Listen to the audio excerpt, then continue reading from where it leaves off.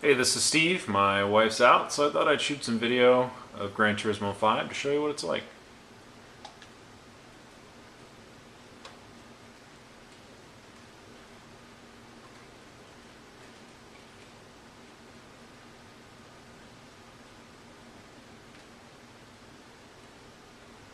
Now, I've got all three systems, the Xbox 360, the PlayStation 3, and the Nintendo Wii. And, I like all of them for different games and all sorts of stuff. Gaming is it's a big hobby of mine, so by no means a fanboy to any particular console. But if I'm going to spend money on a game, I am going to have opinions on that game. And I've been a fan of Gran Turismo since the very first one came out for the PlayStation. Gran Turismo is what got me into cars, not just driving games, but cars in general. I remember pretty much everything that I read, and all the little factoids and all the information about the car companies and the cars themselves, and all the other miscellaneous data that popped up while you were looking at things in the original Gran Turismo. I just loved it, and I've really enjoyed every game since then until this one. Tell me when this comes up if you can figure out what you're supposed to do on this menu. What do I do to play? You tell me. What do I do to play? Do I go into GT mode? Arcade mode? Course maker? This menu is terrible. Now, you're going to say, Steve, who cares what you think? Well, I happen to design stuff like this professionally for a living. So yes, I know what I'm talking about here. And this menu is garbage. So, just in case you don't know, if you want to go into simulation mode, the Gran Turismo we all know, it's GT mode. So I'm going to open that up.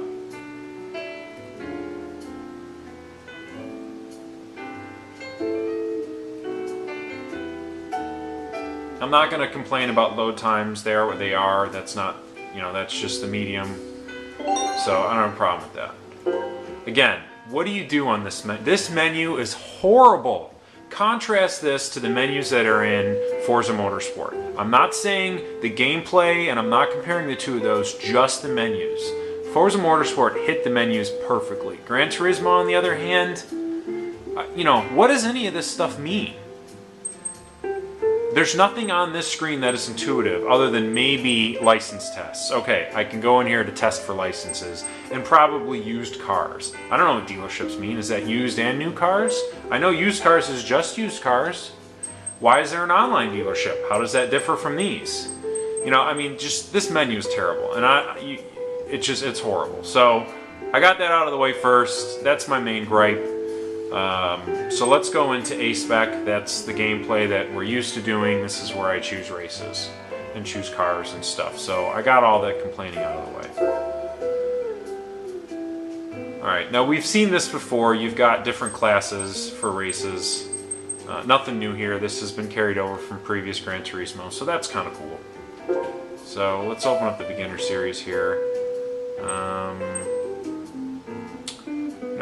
Alright, we'll just take a generic Sunday Cup. And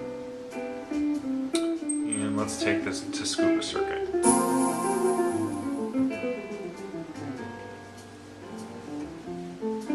Now visually, I think this game is stunning. Gran Turismo always sets the bar for other racing games to meet up. If you compare the visuals between this and Forza Motorsport, yeah, Forza is a little older. I think visually Forza is great, but it has kind of a rubbery look to it. It's beautiful, but from a hyper-realism standpoint, I think Gran Turismo wins in that category. I don't even know if my car I currently have is going to be competitive here, so probably not. Now that I'm looking at it, but whatever, we'll do what we can do. I just think the visuals in this game are astounding. The camera, the frame rate, the colors.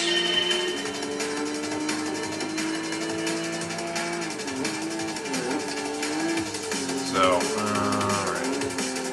Maybe I am going to be more competitive than I thought. Now, I've played to Scuba Circuit, time and time again in Forza Motorsport, and it's just shinier than this. The color palette they use in Gran Turismo is superior. The textures are superior. Maybe that's because of the storage medium and the Blu-ray over a regular DVD. I don't know, but the lighting is fantastic. The sound is probably about on par for the vehicle. See, not enough room to pass. Yeah, I'm gonna pass on the outside. The music's hit and miss. I typically turn the music off in most of my racing games anyways.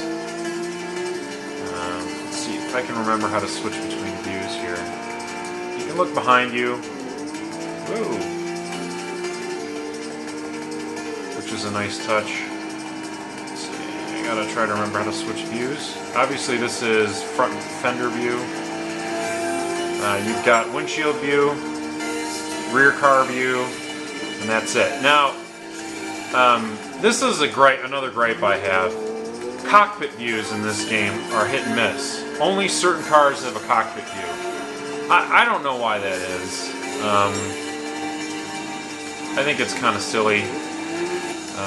You know, there's a lot of cars that I don't know, I like driving in cockpit view, but I don't get it in all my cars in this game, and I don't understand why that is. Forza can do it. It's got less space on the discs. You know, it's got arguably less horsepower to work with as far as the game system goes, but yet Turn 10 was able to give me a cockpit view for every car in that game. You know, and let's call it a spade here too. It's not like all of the cars in this game are original. It's a lot of the same versions of the same, you know, different versions of the same car in Gran Turismo as well. So again, I don't know the reasoning for that, but it's a small gripe. It's minor, but you know, for somebody who likes to play in cockpit view like I do, it adds up. But for another person, it may not mean anything if they like fender view. So you know, take that for what it's worth. It's not a huge gripe, but it's a little thing. Alright, so got a little money there. Leveled up my guy a little bit. Again, here's another, this is terrible design. When you're finished with a race, the cursor defaults not to exit, which is what it should. It defaults to start. So if I just hit the button again, I'm going to race this course again. That's terrible, terrible interface design.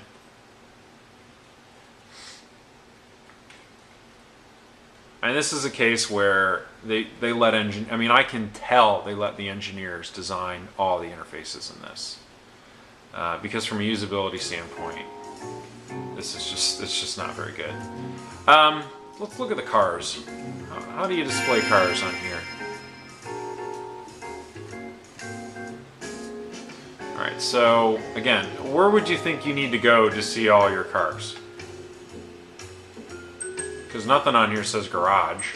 I gotta go all the way over here to this icon and hope that this car icon is what I would need to know that it's my garage. So we'll open it up, and here's my garage. This is really boring.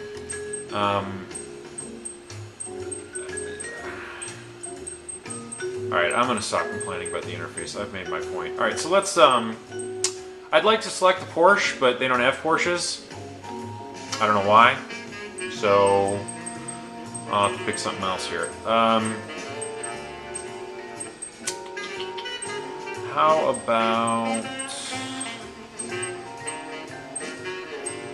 Oh, I don't know what the difference is between a premium and a standard car either. I think maybe that determines which ones they have interiors of. But from a performance standpoint, I don't really see a difference. So, I don't know, you tell me. Alright, so let's pick...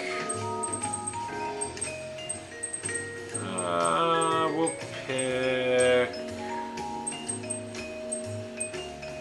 Let's pick the GTR.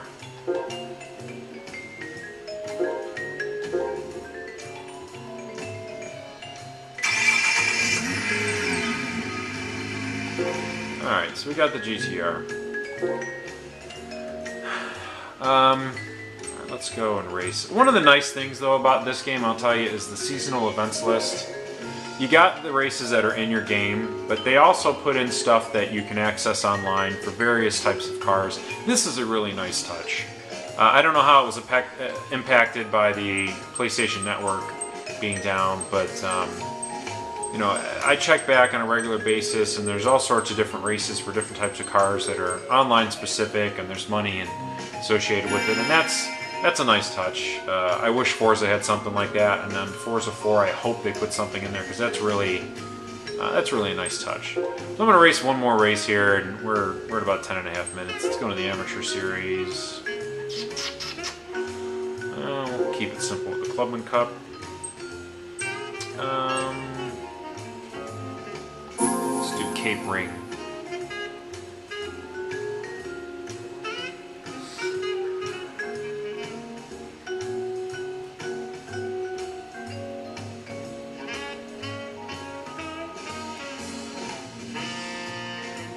Another thing, gameplay-wise, once you're in the cars, I think they're great too. Per standard issue for Gran Turismo, and I think that it's superior to the experience with Forza. I mean, these cars, it just feels like you're driving them. As close as you can get with a controller to driving a car, it feels right. Alright, so now this menu defaults to start. That would make sense because I'm going to start the race. I don't know why when I'm done it would default to start again, but whatever. I said I'd stop complaining about that. I guess I lied. I don't know how I feel about all rolling starts on these levels, especially since I can't qualify, but whatever. Okay, so we got an interior cockpit view. Ah!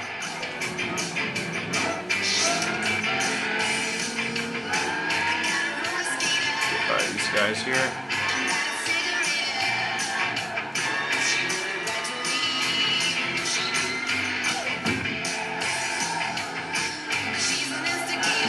There is some clipping. You saw it a little bit there. If things get busy, the frame will clip a little bit in the middle. There, it just happened there if you can notice it. That's annoying. Fortunately, the rest of the game is so pretty that it doesn't detract too much. But I'm not sure why that is. Other than that, the frame rate tends to be pretty smooth. Hey, alright. Wiped out.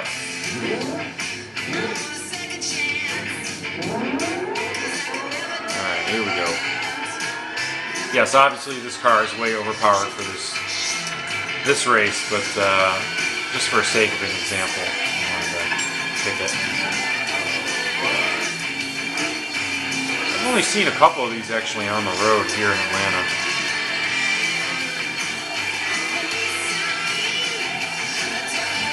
I do notice the clipping tends to occur more often when you're in cockpit view. So there was a lot of it right there if you noticed. Again, I don't know why that is. The horsepower issue, yeah, it was really bad right there. So it occurs a lot more in cockpit view than it does in any other view. Let's test that theory out here in the windshield view.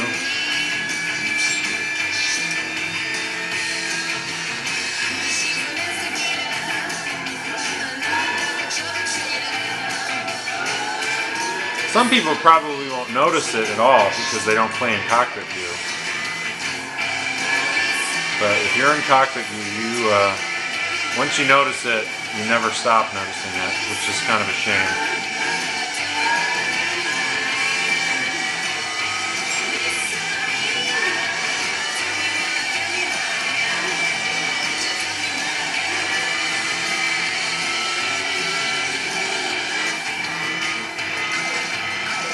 A couple other gripes I have about this game, and then I'll call it quits. Because I know there's been a lot of negatives that I brought up. But don't get me wrong, I'm going to slow down so I don't get as much air.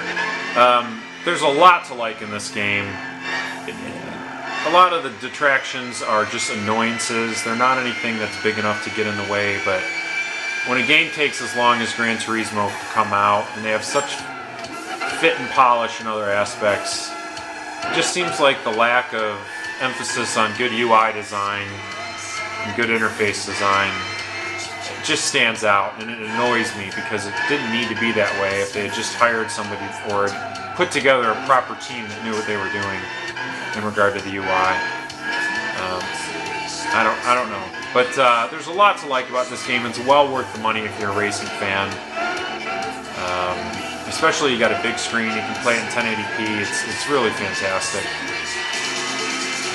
Yeah, as you notice, I didn't see any clipping at all that round without being in cockpit mode. So there's something about the demands of being in cockpit mode that caused some clipping. So with the frames, and you know, what are you going to do about that? But yeah, again, it's a good game. There's a couple other little annoyances, like some of the races require certain cars that are not available in the dealerships. For example, the truck race and other various races. You know, it's annoying that I have to game the system to find the vehicle I need to compete in a race. I don't know why the choice was to do that. You know, if I need a car for a race, I should be able to buy it. I shouldn't have to keep going to the used car dealership and the online car dealership hoping it's in there and praying after each race it shows up. I know there's ways you can game the system to get those cars to pop up, but I don't know, you shouldn't have to. Alright, I don't even know if this will upload. We're at like 16 and a half minutes. Maybe I can go to 20, I'm not sure anymore.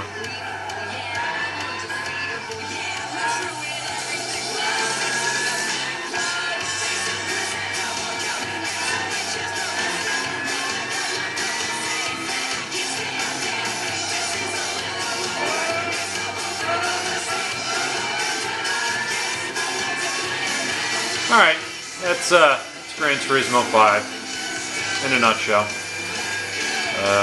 Again, it's my opinion, and I'm harsh on some stuff that really doesn't take away that much from the game, so don't get me wrong, I would highly recommend this game to anybody who's a racing fan.